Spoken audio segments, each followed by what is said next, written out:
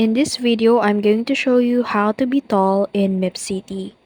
So, click the one person icon in here and then navigate to the body. Click on that and then select the sizes or size, and then once you click on that, you will be able to change its sizes.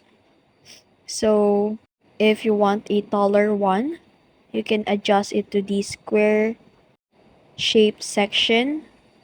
And if you want a kind of slim or skinny or chubby kind of character, you can adjust it to the triangle section.